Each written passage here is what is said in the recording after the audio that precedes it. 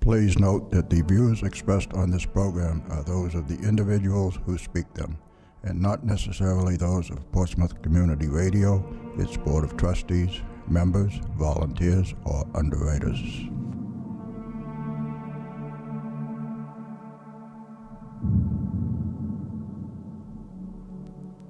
Good evening and welcome to Spirit Radio. I am your host, Willy Hassell.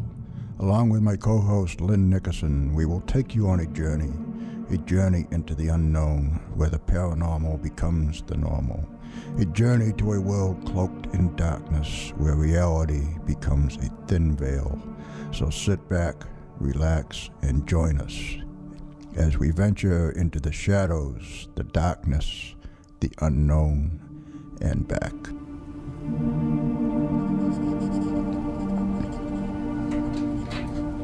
And good evening and welcome once again to Spirit Radio, the Paranormal Experience. I am your host, Willy Hassell, your gatekeeper to the dark side, your guide to the realm of the unknown, the unseen, the unthinkable. And she is the lovely, she is the mystical, she is the mysterious. She's nodding her head.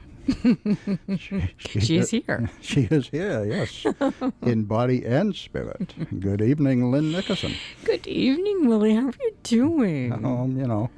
I'm doing okay for a New England day. But baby, it's cold outside. Yeah, it's cold and it's snowy and it's miserable. I don't like it. You like it? It's slippery. It's dangerous. Yeah. And I'm not liking it. I like the bare ground much better. Yeah. Stay home tonight. If you're not and just listen to us on the anywhere, radio. Just crank up the radio, crank up the internet, however you're listening to us, and just sit there, relax, stay where it's warm. Where it's warm and listen to a nice spooky radio show. Spooky radio show. And About, yes. What is the radio show about tonight? Do you have any idea? I don't. Well, I'll give you a clue. Okay, something that you were supposed to prepare for, but that's okay, Willy. Yeah, I had things to do. It would be about the Skinwalker phenomenon, okay, interdimensional portals, and weird creatures that seem to bleed in and out of these portals. Okay. I've been reading a lot from Phil Imbrogno and Linda Godfrey, a host of others, and it's an interesting phenomenon. I know you don't believe me, but I've been reading a lot too. Different books. But you're stretching believability there, but I kind of think, Willy. Okay. Be like that. You may be telling the truth. I might be. You never know. But those are some of the subjects that we're going to cover. But pretty much anything paranormal we'll do tonight. It's really kind of an open night in a way. Oh, is it? In a way. Okay. Don't pull any punches on me now. It's open in a way because if anybody wants to call in and talk about, we'll welcome any comments. Whatever you want to talk about. Absolutely. As long as it's paranormal. That's right. That's 603-430-9722. And that doesn't limit you. I mean, there's a broad spectrum of subjects in the paranormal that we can talk about. There's all kinds of stuff. We had covered a lot of this information when we spoke about the Skinwalker Ranch, and we'll be bringing that up again tonight. Yeah, but we covered like the history and various experiences that people had. But tonight we wanted to use the Skinwalker as an example to point out certain phenomena that happen, and not just at the Skinwalker, but really, across the world, I'm sure, but we're going to be focusing pretty much on these United States. But if anybody has anything else they want to add, of course, you're welcome. And I do want to mention now, because I've been lax about it, but you can also send us emails. Oh, sure. If you have a question, that's W Hassell, that's WHASSELL, at WSCAFM.org. Mm-hmm. And this one I have never actually mentioned before, and I don't know why. But you can also find us on Facebook.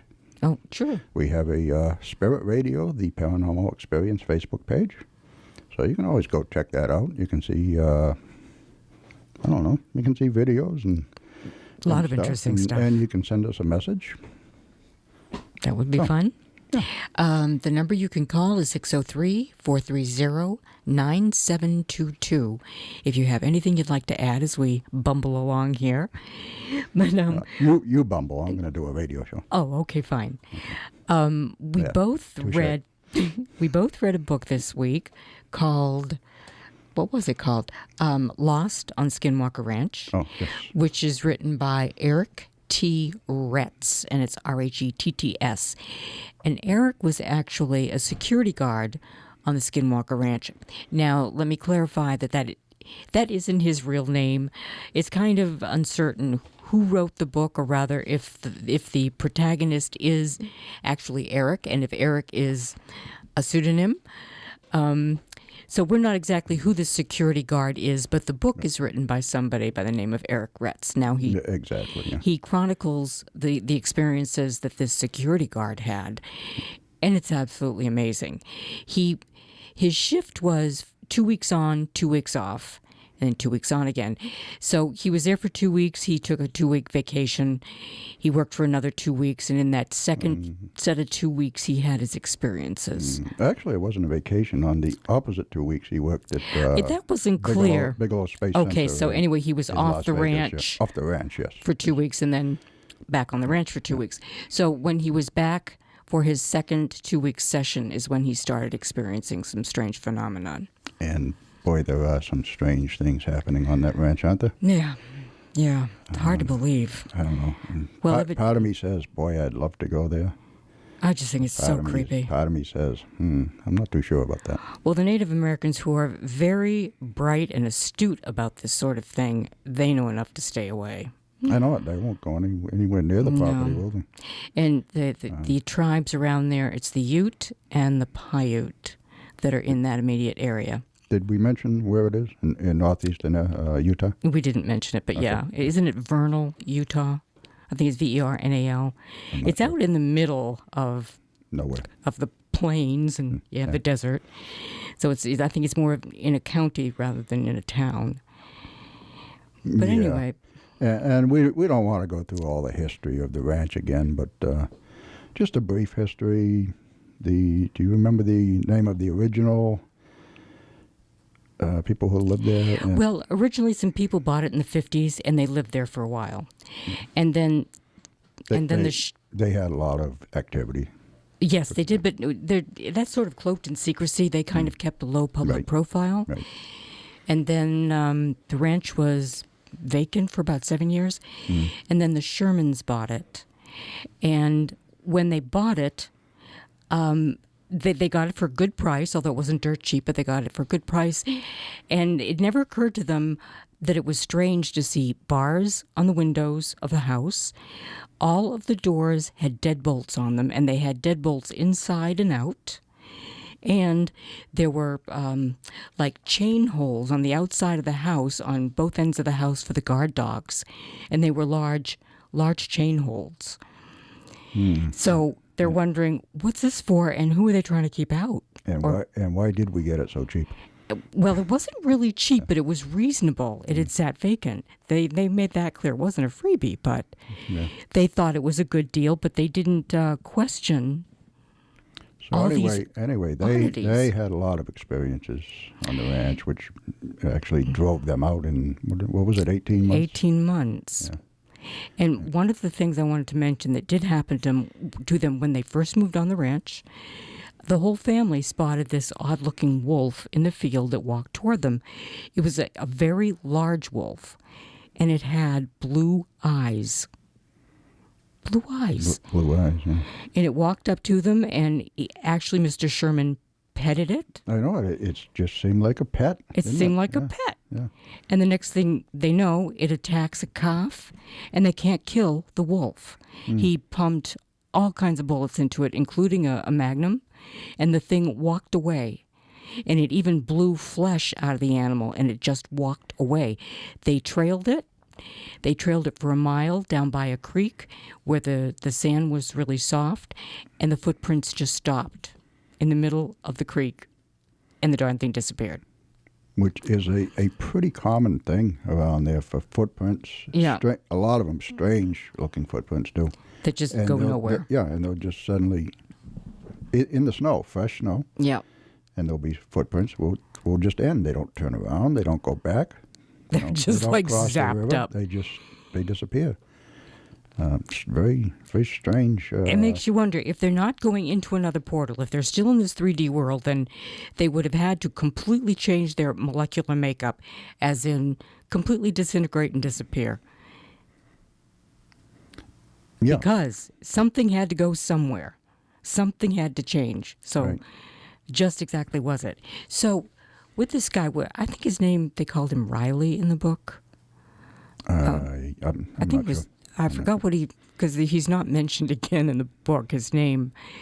But this guy, this security guard, he kept having dreams of this negative dark shadow standing at the foot of his bed, but he had that for quite a while. So it wasn't something that he thought was associated with a ranch. But anyway, on one of the nights... this was his first stint, right? This was his first stint, yeah, the first 2 weeks. There were two on the shift, and they both bunked in the same trailer, and they both decided that they'd try to set up a camera to see if they could catch anything coming into his room, because he'd have these awful dreams. And they caught these red orbs, and then they saw some kind of a shadow, and it seemed to go out the window. So the next morning they investigated the film, and there was definitely something on the film, and it looked like whatever it was went out the window. There were tracks in the snow, although they didn't appear to be human. They were animal-like, and they followed the tracks, and again, the tracks just stopped. And didn't the other guard actually see the orbs at the end of the bed one night? I believe he heard them one night when he had the dream, and he woke up and he was like punching into the air, right? Which he did a number of times.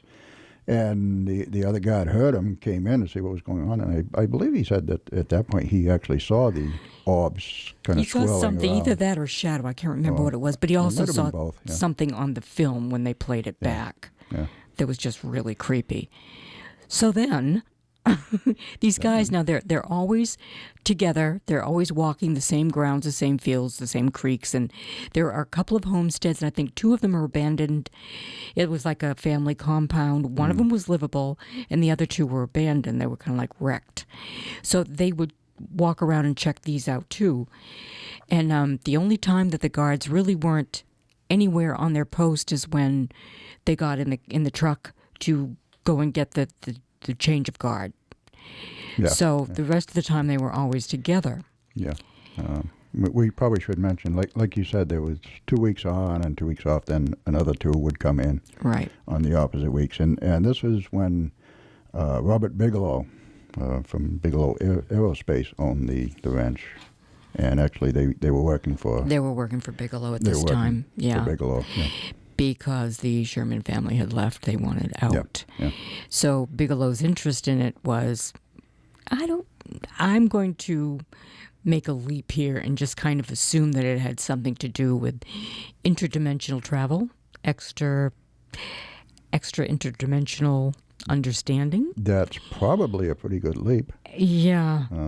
Since he is into aerospace. Yeah, aerospace industries. And has his own space station floating around up there. I think he's got two. Oh, he's got two.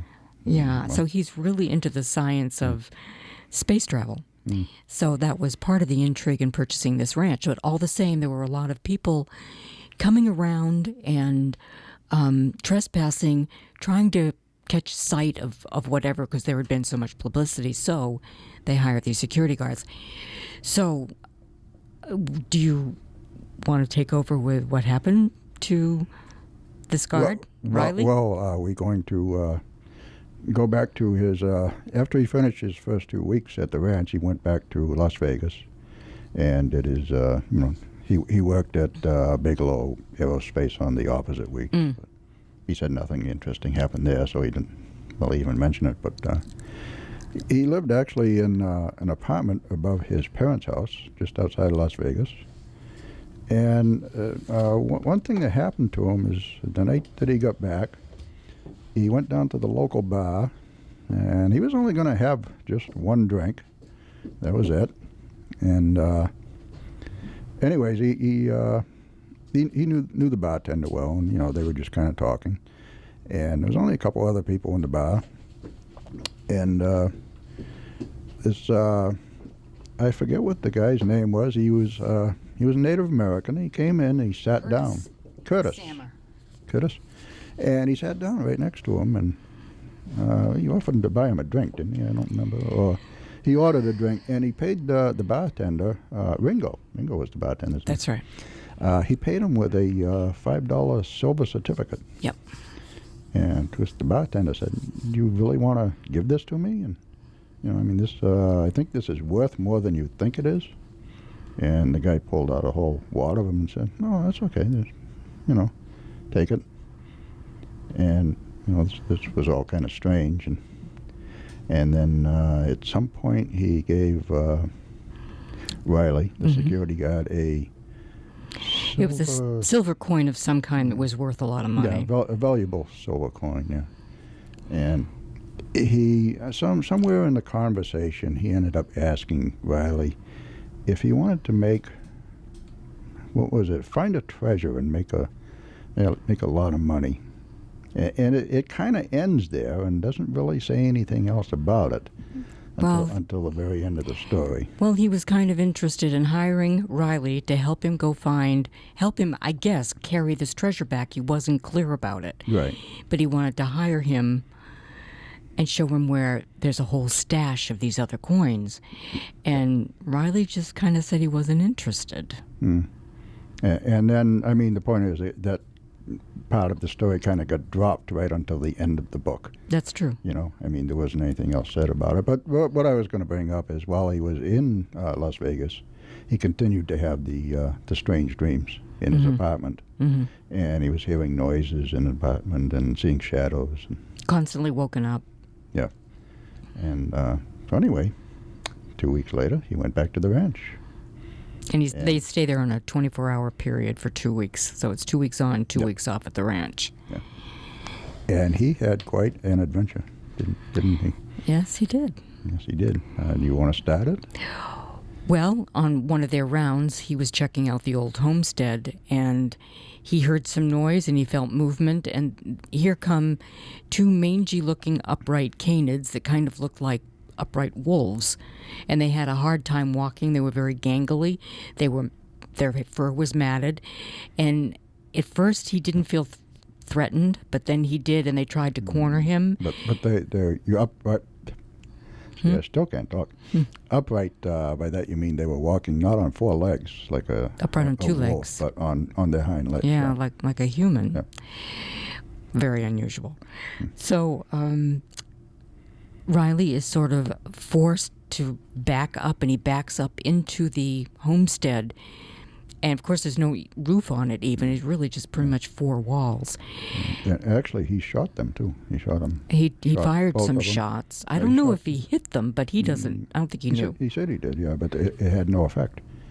It's like they didn't even feel anything. Okay. So he falls back into the homestead house, and he says some blackness enveloped him. He couldn't breathe, and the next thing he knew, he was unconscious. He just passed out.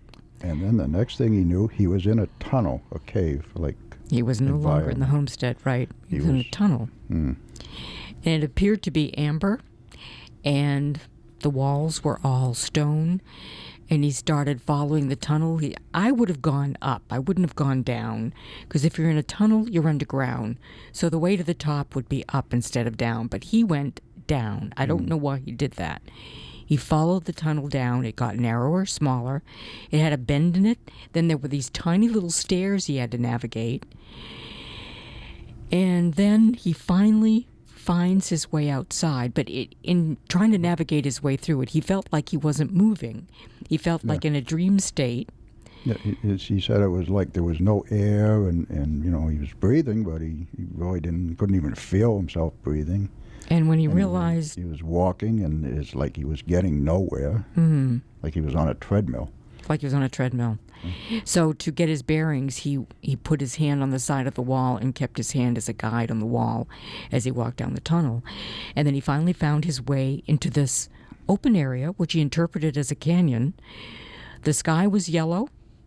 Everything was a yellow tinge, tinted yellow. That amber color. Yep, yeah. Amber yellow. But the canyon seemed to be domed. No stars. So he walked and walked. He walked over a mile, and he knew that only because of the number of paces he took. Yeah, same thing again. He felt like he was getting nowhere. Yeah. So he started counting his steps, And he comes upon some little people that are practicing a ritual. And they're doing this ritual over a body and wrapped in what appeared to be muslin. Yeah, muslin material. And then he wakes up, doesn't he? Yeah, he wakes. I don't think anything else happened to him then. Well, he saw the body, and he got closer and closer. He got as close as he could. And at one point, did you mention it? The body came to life and sat up. And that was about when next thing he knew, he woke up in the hospital. Well, yeah, his next recollection was waking up in the hospital. He didn't know how he was ever going to get back. He didn't know where he was. Yeah. He did note that he was not hungry, he was never hungry, and he was never thirsty. And he kept thinking, though, it was kind of strange, even though he had no idea how long it had been. Mm-hmm. No idea. He had disappeared and hadn't lost all track of time.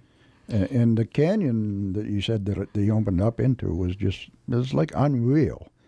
Surreal, yeah. It was like like he said, there was no stars. He said there was no sounds at all, no animal sounds, wind or anything.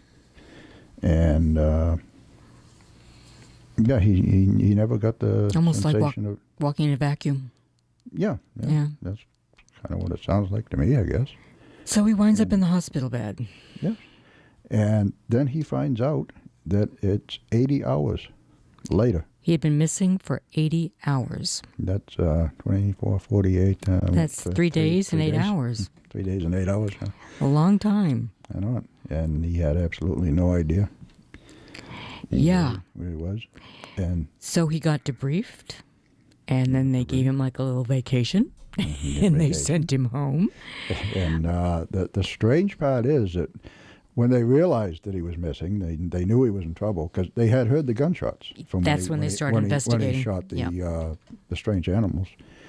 And, of course, they started investigating, and they went to the homestead, and there was no sign of him there. And no sign of him there, even though there was snow on the ground and there were tracks. It ended right where he fell in the homestead. Tracks going in, but that's where they ended. And over those 3 days, they checked the homestead several times. Repeatedly. And they actually stationed one of them there at all times to keep an eye on it and watch. And he wasn't there. No. We don't know where he was. But 3 days later, that's where he was found, was on the floor in the homestead. And he was still unconscious. Unconscious, and then he was taken to the hospital. So where do you think he was? That was a dimension to another place, another time? I think a little bit of both. I think it's a real place. I think it's probably under the earth. But I also think that it's only accessible as another dimension. Now, he was physically gone, so he was physically there.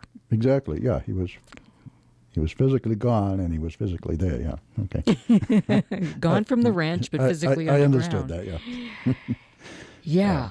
But what intrigues me is BAASS, which was Bigelow Aerospace Advanced Studies. Advanced Space Studies. Advanced Space Studies. That is the company that he worked for, owned by Robert Bigelow, who's a billionaire, and who owns the property. Everybody was hot to know what happened to him. And he had to write everything down, and they even put him under hypnosis to get all the information. And it matched up. He had really good recall of this episode. And lie detector test, too, wasn't there? I don't to make recall. sure. I think there was. I think I would have given him one. Had it been me, I'll tell you. But definitely, he was hypnotized. Yeah. So Bigelow sent his investigators to give him the third degree and the hypnosis and the lie detectors and try to find out what happened. Going on there. That is one of the most pronounced events that happened on that ranch, but there have been many, many more. That was one heck of a story. It was, but to end the story, though. Yes, we haven't finished that, have we? Oh, yeah, we have to go back to Las Vegas now. To end the story, back to his parents' house, where he was continued to have the dreams and well, he was sort of recuperating at this time. And his parents also were experiencing some strange phenomena. Things in the house were being moved. For instance, his father had coins that he would put in a dish every night and empty his pockets.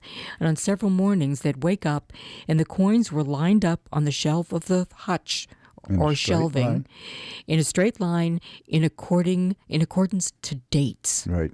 Yes, and this happened. And it was all sequential, and it happened several times. And his mother kept thinking there was somebody at the door, so she'd get up and go over to the door. She'd hear somebody, but there was nobody there. So whatever was at the ranch, he brought back. Well, it was affecting the whole household. Las Vegas, and it affected the whole household. Yeah. And so he ended up going to a Paiute medicine man. That's right. Who came reluctantly at first, didn't want to talk to him. They don't like white people sometimes. But had heard enough about his story, apparently, that he said, I'll talk to him. And he went out to see him. And the medicine man, I believe his name was Washington, wasn't it? I think it was. Yeah. Anyways, he came to the house and basically did what you would call a Native American... Well, shall I give the feedback of what he had to say? Oh, there you go. That's a good idea. So Washington said he sat and he listened, and then he said, and with a straight face and a rather matter-of-fact manner, he said that I being Riley, I had been targeted by a skinwalker at the ranch and was lured through a portal. He explained that the coyote-like creatures were a lesser form of skinwalker, that the spastic movement and mangy bodies told him as much. He called them skin changers and said, though they were capable of mischief and minor spells, they were more a nuisance than anything else. His take on the dark entity, however, was altogether different. Now, this is the dark entity that keeps visiting him at night. He said that's the one to worry about. He's that powerful. He's very powerful, and he's the one that we have to deal with. So he got back on topic by telling me about the drawings along the chamber stair. That's right. He saw many. We forgot to mention those. Yeah, we forgot to mention that there were many like petroglyphs and pictographs, more pictographs along the walls of the tunnel, and they were like Native American, but they also looked like skinwalkers and shadow people. So he said that the first ones were of the skinwalker and the transformation of man to beast and beast to man. And according to him, the skinwalker is but an imitation of the more ancient and powerful spirit from which the concept was derived. So the way he explained the silhouettes and the shadows was through an analogy of starlight. Well, I suppose you don't really have to know about that, but that's kind of boring. I don't want to bore everybody. Okay. And he called the skinwalker a deceiver, saying they often use anagrams, changing around the letters of their name to make up another. And it has something to do with a twisted sense of fair play, allowing the intended victim just enough to avoid the trap if he's clever enough to see it. As for the silver coin, and I find this very interesting, it was the entity's attempt, whether Skinwalker or one of the shadow people, because they weren't quite sure who this Curtis Sammers was, the Indian that he spoke to, but he said he was a Skinwalker or one of the shadow people, but the reason for the gift was to bind me with a gift, so that if he accepted the gift from the man's hand, it would have had a stronger pull. So he asked why would they be seeking him out, And he said only that his people believe that when a person is touched by one spirit, he's opened up to others. So apparently this dark spirit that had been seeing him sort of made him susceptible to being approached, sort of like built-in radar, I guess, that they can pick up on. Yeah. So... Okay, well, it's quite a story anyways. Yeah. Very weird. A story I don't think I would really want to have a first-hand account of. So I don't know about you. Riley decided that he would not return to the ranch. That was going to be the end. I don't blame him. He continued to work for Bass for a while longer, but not much longer. No, not much longer. He said, I'm out of here. The whole situation was weird. Now, what about a bottom of the hour break? Yeah, well, we're a little bit past, but we might as well go ahead and do a break. And so you're listening to Spirit Radio, the Paranormal Experience, and we will be back in just a minute. Supernatural Magazine, the UK's newest paranormal magazine, provides support to Spirit Radio, the Paranormal Experience. It is the magazine's goal to bring every aspect of supernatural news and research from around the world under one roof to create a universal platform for all those interested in the supernatural. More information is available at supernaturalmagazine.com. You are listening to Spirit Radio, the Paranormal Experience on WSCA 106.1 FM, and we'll be right back after this short break.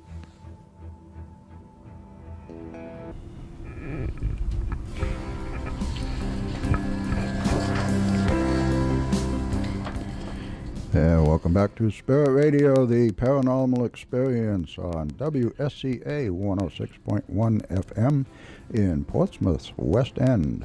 From the community calendar, the Piscataqua Fish and Game Club in Greenland is a 30-year-old nonprofit organization dedicated to promoting outdoor pursuits and the protection of New Hampshire wildlife. The club sponsors several events throughout the year and holds regular monthly meetings on the third Tuesday of each month.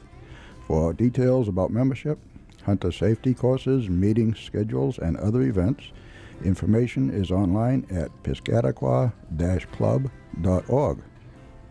And do you have some upcoming guests? Our upcoming guest list starts with January 31st, and we've got Sherry Brake, who is a paranormal investigator, author, and American tour guide living in West Virginia, coming on to discuss life in her world of the paranormal. February 7th, we welcome Rick Osman, who's a well-known researcher of giants in the Ohio Valley, and he addresses this issue in The Graves of the Golden Bear, Ancient Fortresses and Monuments of the Ohio Valley. And he's going to be talking about giants, and we hope that he can shed some light on who they were and what eventually became of them. February 14th, for their third appearance, Tom D'Agostino and his wife Arlene Nicholson will be joining us. They are authors of at least 13 books to date on New England paranormal activity, and they'll be entertaining us with their latest ghostly investigations. February 21st, with the types of symbolism popularized recently in books like The Da Vinci Code, author Robert Sullivan will join us to discuss his latest book titled Cinema Symbolism, and it's not just in France, and it's just not the Freemasons that are doing it. February 28th, we'll be joined by two men from law enforcement in Arizona. Their names are Sergeant Milford Jr. and retired Lieutenant John Dover. And they've offered to share their stories of the strange and the paranormal experiences while in their line of duty as rangers for the Navajo Nation in Arizona. And they'll be touching on some of the same Skinwalker phenomena that we discussed tonight. So tonight was sort of a prelude to some of their experiences. March 7th, Mary Joyce joins us. She'll be discussing some of the interesting topics found on her website, which is titled SkyShipsOverCachers.com. And Cachers is a town in North Carolina, and there are many ongoing UFO sightings there. But she's also going to touch on the subject of one of her books, which takes a close look at the little people of Cherokee legend. And then March 14th, we've got Preston Dennett, longtime MUFON investigator and author of many books on UFOs.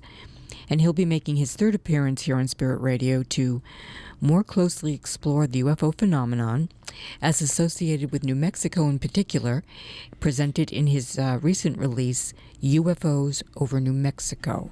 And that wraps up the guest list. Okay, and now we are in trouble. Why is that? Because now I have an announcement that we're going to make, but you know what I did? I lost the paper. So that means that we have to go by my memory. Uh-oh. And that's where the trouble part comes in. Oh, dear. There's no redemption for you. I don't know what I did with it. I had it a little while ago. Okay, ad-lib it, make it quick. But We haven't got much time. don't rush me. Come on now. I'm here for the hour, you know. I can do what I want. On April, correct me if I'm wrong now, 18th. Actually, it's Friday night and Saturday, 17th and 18th. The Essex County Ghost Project of Haverhill, Mass. Is presenting a Parafest at the Ashworth Hotel in Hampton Beach. Very close to home here. Very close to home, yep. And we're going to have a bunch of great presenters down there, including Lauren Coleman. Yes, cryptozoologist extraordinaire. Yes, internationally known. That's right. Many books, consulted on many movies. Yes. And they are also going to have Karen Marcy. EVP specialist, Yep, EVP specialist. And Mike author. Sullivan, too. Isn't he coming on? I don't think so. Oh, okay. And there's going to be a couple of other people there that we happen to know. Oh, like who, Willy? Are going to be presenters at this meeting. Somebody named Lynne Nickerson and somebody named Willy Hassell. Oh, no. They're going to be speaking at the Parafest, too. And I forgot what I was going to say. Oh, and Tom Spitaleri is the director of Essex County Ghost Project, and he is going to be a guest here on the show on Saturday, April 4th. And so he'll be telling us a lot more about it. Yeah, great. You squeezed it all in. If I remembered any of that anywhere near right, then there you go. Yeah, good job. Okay. So let's take it from there. So, given that our subject matter tonight was on portals and different dimensions, there was one other event on the Skinwalker Ranch that I think merits mentioning, and that has to do with this tube of light that started off small, increased in size, and then, do you have something written down on that, Willy? I do, but I probably lost that too. Oh, great. We know it was another pair of investigators, not the same ones. They were out in the one of the fields one night, and one of them saw this glow out in the field, and at first he thought it was just a reflection, but then it started to get a little bit larger. And so the other guard, investigator, whatever you want to call him, he had night vision binoculars. They had both, actually. They had investigators from NIDS, which was the investigative organization that was developed for that specifically, but they also had the guards. Yeah. So anyway, the other guard had night vision binoculars, and so he took a look at it, and he says, no, that's not a reflection. He says, that's getting bigger, and it's above the ground. And he says, at this point, it's about 1 foot in diameter, and it's just getting larger and larger. And then he realized it wasn't just like a circle of light. It was a tunnel of light. Getting larger. It was about 4 feet in diameter by now, and hovering, I don't know, 3 or 4 feet off the ground. And all of a sudden, and the first guide was taking infrared pictures. This was back when they actually used film, too. So I don't know what year this was, I'm not sure. But anyway, he realized it was not just a circle, but a tunnel of light. And then he says, there's an animal coming out of it. Something coming down it, as if it's like a tunnel. Yeah, there's something, there's an animal. And this animal actually came out of this tunnel of light. And jumped down onto the ground. Onto the ground, and he said it appeared to be, it was huge. He thought it was like 300 pounds or something. Yeah, almost the size. 400 pounds. Yeah. Larger than a typical human. And but it appeared to be an animal, and it was walking upright on 2 legs. Yeah, jumped down out of the tunnel of light and walked away on its hind legs. And the tunnel of light just dissipated and disappeared. So there's another portal from somewhere. So what the heck is it? I don't know. It's portals. Other dimensions, other worlds? There are some places that seem to have this hyperactivity, and it seems to be related to, number one, either water or electromagnetic in some way because of the iron in the soil or because of granite and quartz. And often there are sacred sites that are built on top of them. Often there are things like stone chambers or temples or pyramids or just plain sacred spots that are regarded by the Native Americans as holy places. And on top of that, in more modern day times, we wind up building military installations on top of these areas because they are centers of power. So that's kind of a showstopper, don't you think? I mean, the U.S. military knows what they're doing. Not for that reason, but you know what I'm saying. Yeah. They ain't no dummies, is what I'm saying. Isn't that kind of a stretch, saying that the government actually knows what they're doing? No, I'm not too sure I agree with that. I think there are branches of the government that know very well what they're doing. Yeah. But there are several different stories of odd things happening at like military installations. And I was just going to mention this one story relative to that. This woman, Nellie, in the year 2000, she was 28 years old and she was pregnant, and she was working at Fort Custer Recreation Area, which is a 3,000 plus acreage recreation area in Battle Creek, Michigan. And she saw this odd animal that looked like a dog crossing the road on all fours, and then the dog slows down, it stands up, it looks at her, only it's not a dog, it's like a man beast. And she stands up again as on two legs. Two legs, yep. Yeah. And she just could never figure out what the heck it was. And the article goes on to say that she's not the first person in her family that claimed to encounter a strange creature. Nellie didn't live too far from this place, and she said years before her sighting, her mother and brother were chased by a large lizard that pursued them on its hind legs and later peered at them through the windows of their trailer home. So, the author here, who is Linda S. Godfrey, and this was taken from the Michigan Dogman. The location of Nellie's sighting is interesting for a reason other than its nearness to ancient effigy sites, because there was apparently a stone chamber nearby. But Fort Custer, now a busy industrial park, served as a heavily used military training base from 1917 to 1964, and still hosts the Army's National Guard and the Veterans Hospital. I've noted sightings of unknown upright canines at other present or former military installations, such as an Anubis-type creature seen at the Great Lakes Naval Base north of Chicago, or a wolf-like animal encountered by a snowmobiler near the old Fort Snelling in Minnesota. So Linda goes on to say military fort locations are often chosen for the same qualities that many ancient people look to for their sacred sites. They were high ground, and there was usually a great water supply. So that's sort of the practical side of it, but the more spiritual side of it is they're power centers, be it because of the water, the electromagnetic draw, but they seem to create their own portals because there are things that come in and out of these areas that are unusual and seem to be from other dimensions because they just disappear. They evaporate. Evaporate. I shut myself off. Oh, my goodness. But that's not a bad thing, really. What do you have any theory? What do you think these other dimensions are?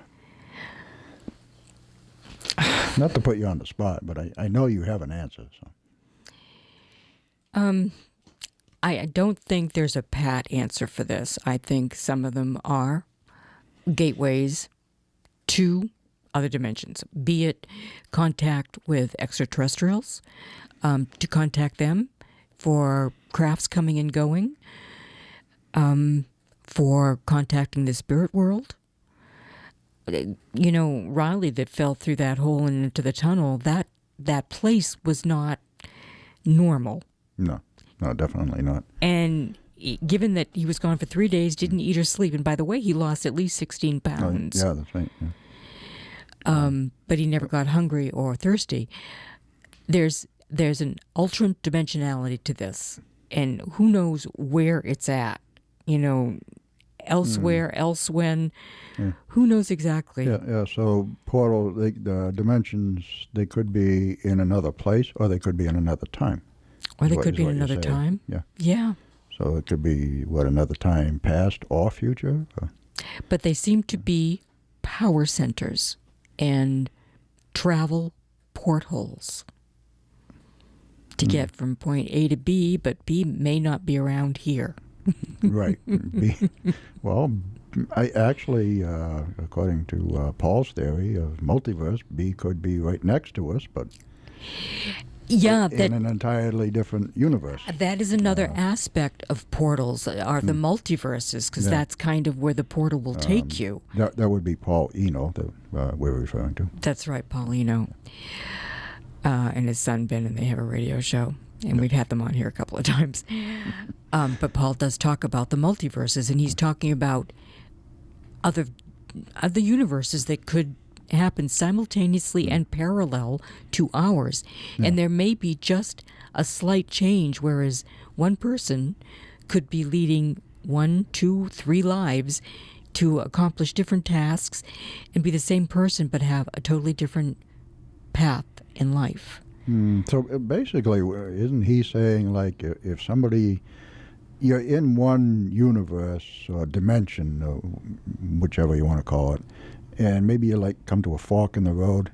If you decide to go left, that's an alternate dimension to if you had decided to go right. I mean, it's kind of like the butterfly effect. Just one little tweak and everything else changes in a different way. Yeah, and so it's, I don't know, the whole subject of parallel dimensions it's amazing because it seems to be inherent with natural formations on Earth. It's not something that's just made up. It's something that is over a long period of time, the same effects stand. Native Americans used it, and then, the military uses it, and sometimes the Vikings come along and they build their stone chambers. They use it for sacred rites. Yeah. So there's something there that's inherent with the land itself. In reading the book Journey to the Planet Serpo, I think it was 32 light years to get there, according to this guy who wrote the book, and right now his name escapes me. But supposedly there was a contingent of astronauts, 12 or 13. 12, I can't remember, 12? One or the other, yeah. And the way the ETs explained it to them was they had to go to a certain place in the universe, fly to it, and there was sort of a stationary portal suspended in the middle of the universe that they would use to get very quickly to their planet. But they had to get to it before they could use it. So it wasn't like they just did Mach 11 and they were there. Yeah. They had to get to a certain spot where there was a natural portal that carried them through to another dimension. A wormhole, I would assume. Well, wormhole, yeah. Yeah. So apparently this wormhole was just stationary at one point in space. Yeah. And you get there and you come out the other side. And how do you understand that? I don't understand. How do you explain the dimensionality when you're out in space and there's just not much to compare anything to? I know. It's not like you can say, well, you go down to the big oak tree and take a left, Well, go to the big shiny star and take a hard right. I don't know. But who knows? There are so many bizarre things in this world and out of this world. And do you have a theory on portals and what you think they are? Oh, I don't really know, but one portal that we didn't get into and we don't have time to is mirrors. Oh, yeah. And people say that mirrors are portals to the spirit world, and I think I tend to agree with that because of an experience that I had, which I won't get into because I've told it on the radio show, on the TV shows and stuff before. That, but, you know, and the same principle with the psychomantium that Raymond Moody, I guess he kind of developed that. And the psychomantium is you go into a room that's completely darkened, and the only thing in there is a chair and a mirror or a reflective surface of some kind. And you look into it, and supposedly everybody winds up having some kind of experience communicating with a loved one that has passed over, a loved one or someone that has passed over. Again, another portal. Another portal. Gateway to another dimension. I did sit in a psychomantium one time, and I got nothing, but I did have an experience that I've talked about before with a mirror and. No need to get into that again, but that is another part of portals to different places or spirit worlds that I'm reading a book now, in the process of reading. It's called Star Ancestors by Nancy Red Star, and she interviewed a variety of Native American elders in relation to different legends about star people, and to them they're not really legends. It's like verbal history book, but in it they're talking about the red man who is a direct descendant of the Atlanteans. And she states here, Edgar Cayce once said, take an Aztec, take a Maya, take a Hopi, a Cherokee, a Cheyenne, and you're looking at an Atlantean. And those are the ones that built the temples down in South America, and they are the Maya in South America, of course. And it goes on to say that the red men descended to Earth from the Pleiades. Indigenous people have a long history of space exploration and extraterrestrial contact. So, hang on here, I'm just turning the page. The temples themselves are portals built specifically over doorways to other dimensions. Mayan cities are built to mark the zones of these time portals. So the pyramid is big because the structure is built over 5 or 6 pre-existing structures, and they're all portals to get them closer, to connecting with another dimension or connecting with UFOs and ETs. These pyramids, these temples, amplify the doorways to other dimensions, making the passage easier. So this is something this is the Mayan culture. This is a Mayan elder that wrote this in Nancy's book. And I just find that fascinating. Again, it's a naturally occurring portal that the Mayans knew about, that they used and they built temples over. Another culture that believes in the portals. That's right. So, far more things in heaven and earth, Horatio or Willy, than are dreamt of in your philosophy. Far more things than I will ever understand. But we can try. But one thing I do understand very well. It's the end of the show. We are at the end of the hour. That is Spirit Radio, the paranormal experience, for one more week. And good night, everyone, and thank you for listening.